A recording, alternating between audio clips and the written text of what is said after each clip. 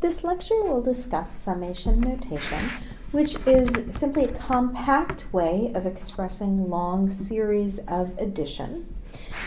It uses the Greek letter sigma to indicate that you're going to need to do a sum, and in the most generic form, there will be an index on the bottom, like I here.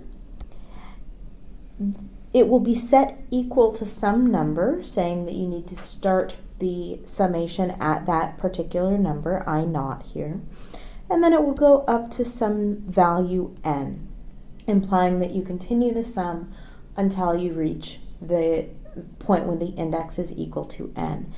And then there will be some expression, typically, although not always, a function of I inside of the sum. This is a compact way of saying that you're going to start by plugging in the initial value of the index I, and to that you're going to add the function increasing the index or increasing the value of I by 1, and you're going to continue to do that. So now we're adding 2 until the number that you're plugging into the expression is equal to this maximum limit up on top of the sum. So to be more specific, just to give an example, suppose you had the sum from 3 to 7 of I squared. You would start at 3, plug it into the function here. You would then add, index increases by 1 to make it 4, plugged into I squared. Increase the index to 5, plug it into I squared. Increase the index to 6, plug it in. Increase the index to 7, plug it in. And we've now reached the maximum value. As you look at this expression on an exam, I might ask you to do one of two things. I could give you the first sum, the expression written in summation notation, and ask you to expand it out. Sometimes I might ask you to calculate it, but with something like this, I wouldn't ask you to do the addition on the actual exam. Or I could give you the expression on the right and ask you to go backwards and write it as a sum. I could also come up with some scenario and ask you to write it up as a sum, and there's some examples of that on past exams. So let's go ahead and just do a few more examples of different sums that you might see. So you can start, for example, with I equal to 1, going up to 8 of I over I plus 1. As I'm doing these examples, I encourage you to pause the video, work out the example for yourself, and then come back and just check your work. So here I'll start with I equals 1, increase the index to I equals 2, increase the index to I equals 3, increase the index to I equals 4, increase the index to I equals 5, increase the index to I equals 6, increase the index to I equals 7, increase the index to I equals 8, and now I've reached the maximum value that I'm supposed to be going for. So as you can see, this is another example of something where I might ask you to write out this sum, but I'm unlikely to ask you to actually calculate that addition. Summation can also doesn't have to use I, it can use any number on the bottom. So suppose we wanted to go from 3 to 5 of k squared minus k plus 1. So here we have 3 terms in the expression, and each of them is going to appear, all 3 terms will appear for each value of the index k. So I'll start off with k equals 3. I get 3 squared minus 3 plus 1. So that full expression is for k equals 3. To that, I add 4 squared minus 4 plus 1. So that's the full expression for k equals 4. And to that, I add 5 squared minus 5 plus 1. And now I stop because I've reached the maximum value. Now you can work out sums like this if you want. This is a correct answer, but if I've given you a problem and ask you to actually calculate the value, there are some shortcuts that you can use for an expression like this. I want you to notice that because this is addition, we don't care what comes first and what comes second. So I could evaluate each of these terms separately. Another way of thinking about that is I can basically distribute this summation sign across the 3 terms in the expression. Now this process only works if you're adding terms together, but that's what we're doing here. And now what I have is 3 separate sums that I can work out. So the first sum, I have 3 squared plus 4 squared plus 5 squared. The second sum, I'm subtracting quantity 3 plus 4 plus 5. And I want you to notice for the third sum, there is no index in there. And so all I'm doing is adding in the number 1 3 times. Okay? And from there, if you needed to calculate it, it might be easier for you to do that calculation. I want to come back to this last expression here because there's an important shortcut. If you ever have a situation where the expression does not include the index, I want you to notice that basically all you're doing is adding this value a together for each of the values of the index, which is the same as saying you're multiplying a by the number of times the sum is going to increment. So in this case, one way that you can calculate it is you can take your maximum value minus your minimum value plus 1. And you can double check that on the previous example. If we started at 5 minus 3, that would give us 2. And then we add 1 to that because both 5 and 3 are occurring. And when you do the subtraction, it doesn't count the value 3 in the subtraction. So basically all I do here, there's no point that I add in the value of k. I simply multiply the constant a here by the number of times the index is going to occur. So for example, if you have a sum of j going from 3 to 8 of the number 5, that's the same as taking 5 times 8 minus 3 plus 1, which is 5. 8 minus 3 gives me 5 plus 1 is 6. 5 times 6 is 30. And you can double check that, write that all out, and make sure that it works for you. There's another useful trick that you can use. So if you have the sum of a constant times some function of I, you can bring the constant out and simply calculate the sum of the function itself. In some cases that is going to be easier. So for example, if you have the sum from I equals 1 to 3 of 5i, that's going to be the same as 5 times the sum from I equals 1 to 3 of I. And if you take a moment to write those out, that makes sense.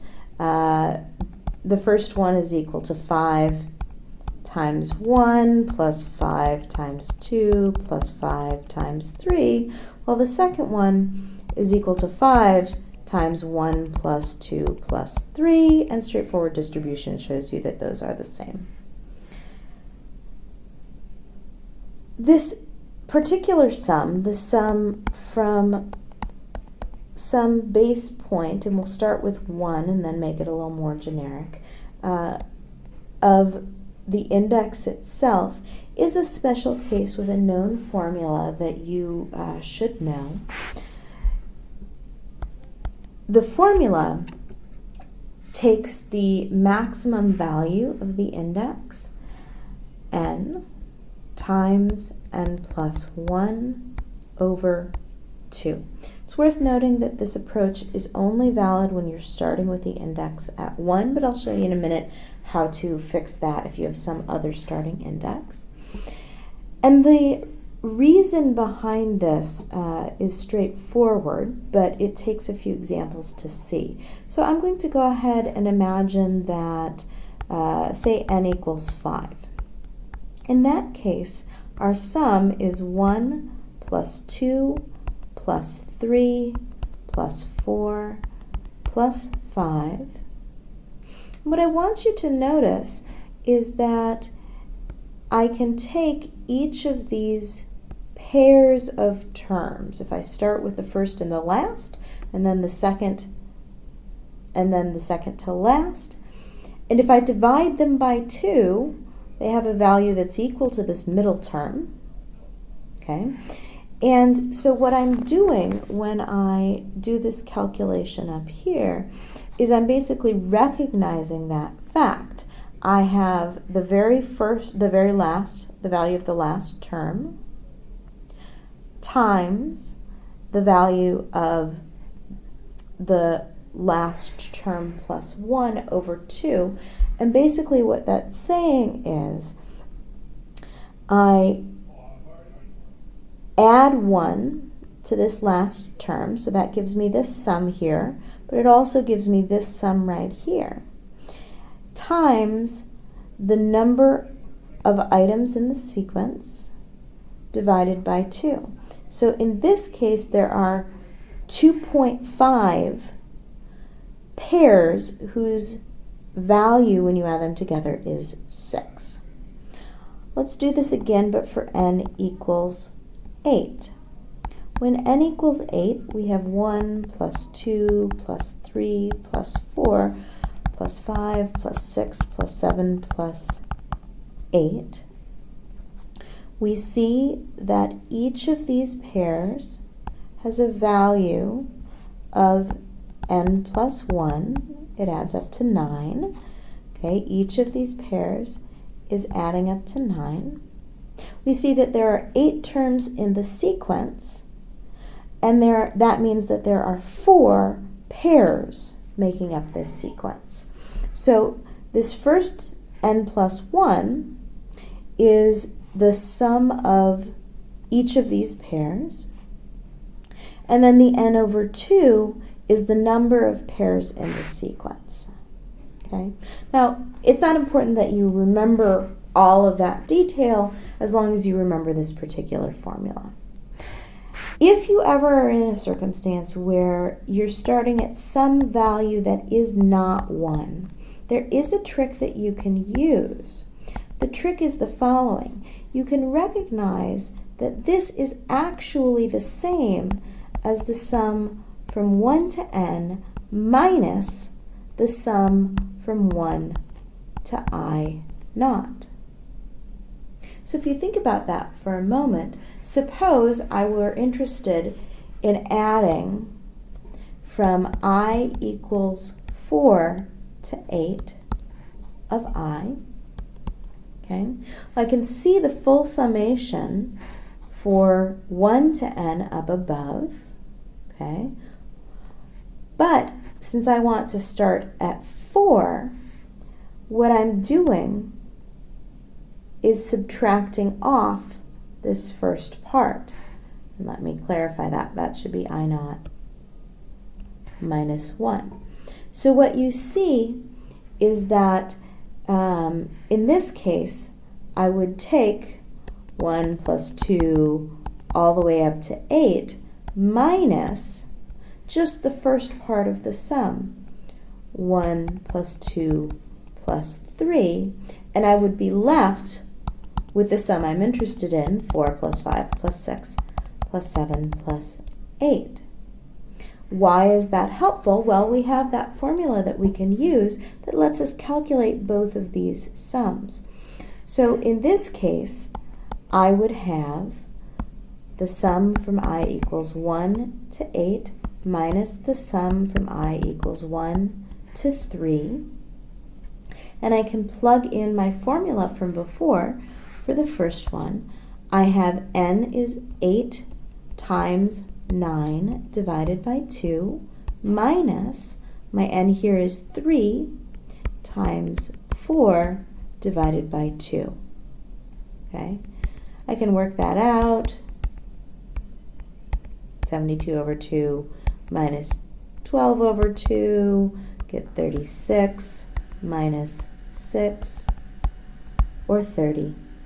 And I can double check my work, right? I have 12 up here, I have another 12 is 24, and 6 gives me 30. So that is the correct answer.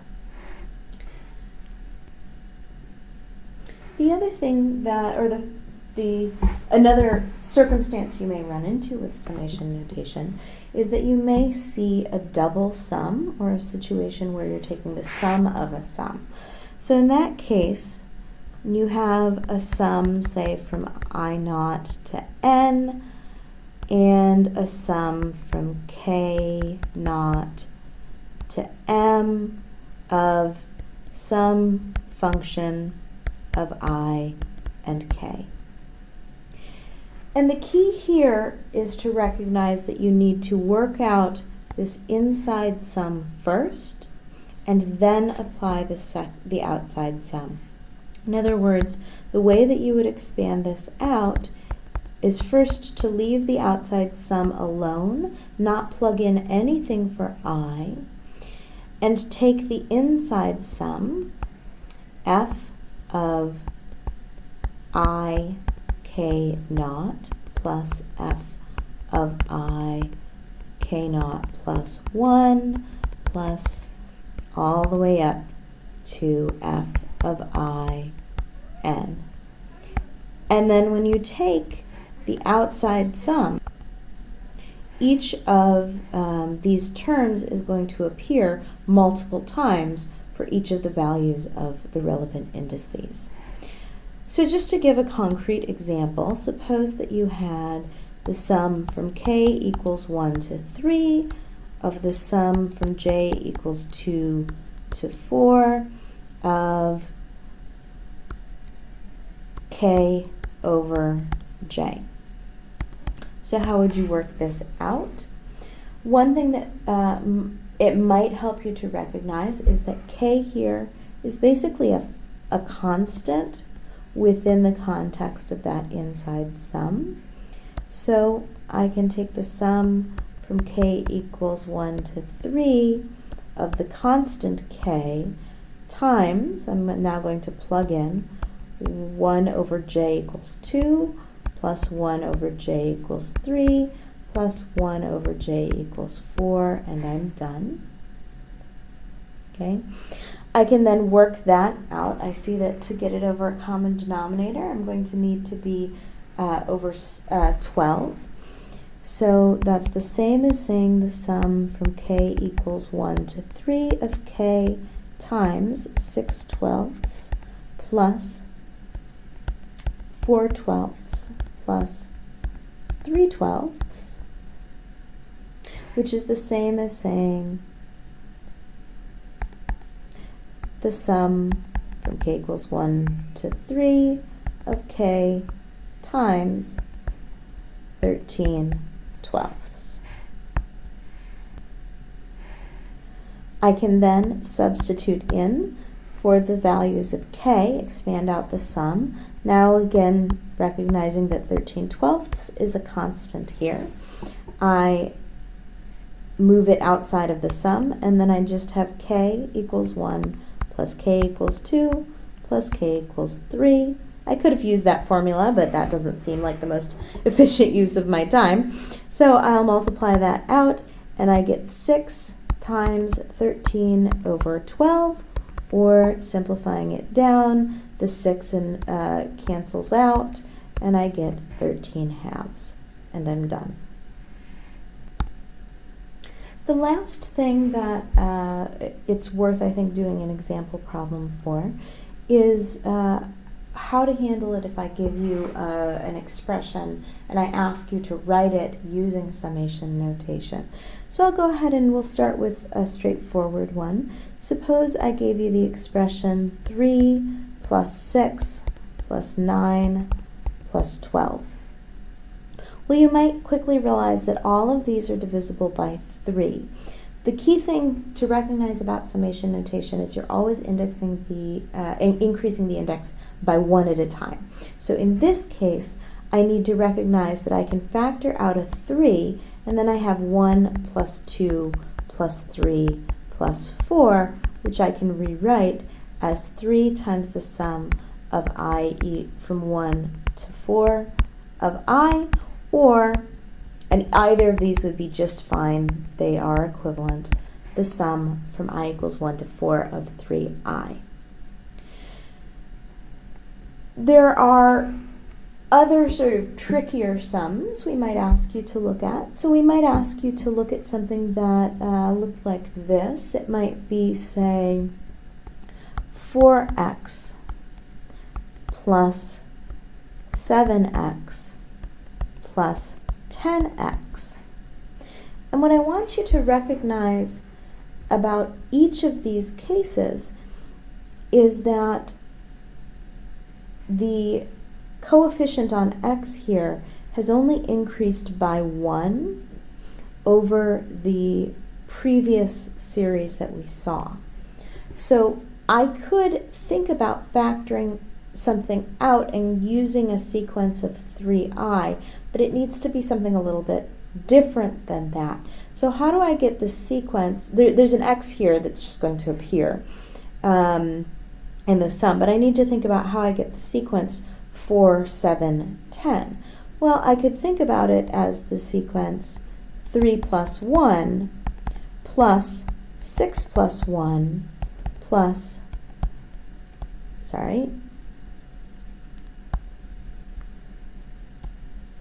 9 plus 1. So then here I have the sum that I'm handling is the sum. I'll start again at 1, and this time there are only 3 terms in the expression. I'm going up to 3. I know that I have an x here, and I know that there is a coefficient on x. The coefficient on x is going to be 3i plus 1. Let's do another one. So suppose I gave you the sequence 2x squared plus 3x cubed plus 4x to the 4th. Here you might notice that the I is going to appear 2 times. We're going to start at 2 and end at 4. So that would be the sum from I equals 2 to 4 of I times x to the I, and so forth. There are a few other tricks. Sometimes you'll see sequences where the sign is alternating. So I might have negative 3x squared plus 4x cubed minus 5x to the 4th plus 6x to the 5th. So I want you to notice first here that the coefficient and the power are off from one another by 1, and that the signs are alternating. The trick to make the signs alternate is to recognize that if I take negative 1 and I raise it to the power I, when I is positive, it's going to produce the number 1, or sorry, not positive, when I is even, and it's going to produce the number negative 1 when I is odd. So in this case, I'm going to come up with a sum from I, and I need to think it through a little bit. I want this first term to give me to be negative. So I have -1, and I have a 3 and a 2. And I could do that as either I equals 2, making this coefficient be I plus 1, or I could make I equal 3 and make the exponent I minus 1. In this case, I want to have a negative number out front, so I'm going to raise it to, I'm going to start with an odd value of I. So I'll start at I equals 3 and go up to 6. I'm going to then multiply it by I, and then I'm going to multiply it by x to the I minus 1. Okay, and work that out for yourself just to double check that it does actually give this sum. If I plug 3 in, I get -1 to the 3, which is going to give me a negative sign. I is 3, x is 3, I have x to the 3 minus 1 is 2, and so forth. There are lots more examples we could go through, but that seems like a great place to stop. We've really covered basically everything you're likely to need regarding summation. So here we have just a quick summary of the formulas that we've seen regarding summation. You'll see that the first is the sum of a constant. The second is the sum of I. The third is just what happens when you have a constant in the expression that you can factor it out. And the fourth is that you can split the sum of a sum into the sum of two sums. And with that, we'll complete the video on summation notation.